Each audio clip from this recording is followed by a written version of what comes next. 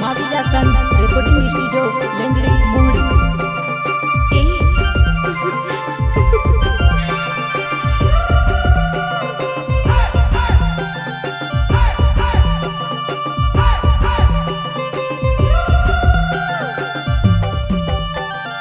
Highway रूड़े pic पे चलाड़ो घोड़ी घोड़ी तारी यादे आवे वा। हाईवे रूड़े पिक पे चलाड़ो घोड़ी घोड़ी तारी यादे आवे वा।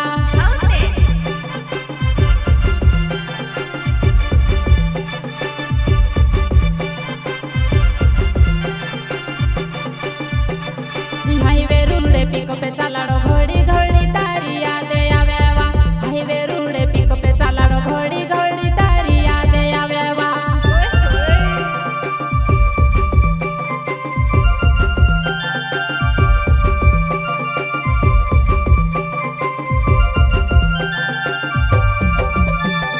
पिक पे गाड़ी चलाड़ो बतूड़ी घनी यार समा देखायवा। भूले जसो चेहरो तारो मारे भी दिमाग में बसी गयो वा। भूले जसो चेहरो तारो मारे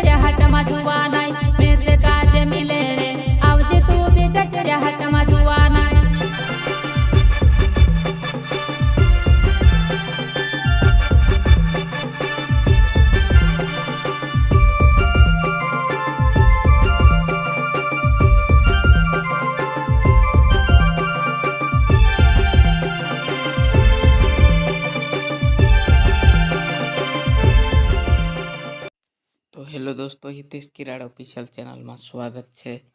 ने गाना पसंद आई हो तो लाइक ने चैनल पर नव लाइक तो सब्सक्राइब कर देजो। असा गाना नवला जुनला तुम सांभळना जड़ता रहशे ने फटाफट 2000 सब्सक्राइब थई गया, 5000 सब्सक्राइब कर देवो यार। तो वीडियो भी लेना आवशो। चलो वाह, मिलसन दूसरा वीडियो।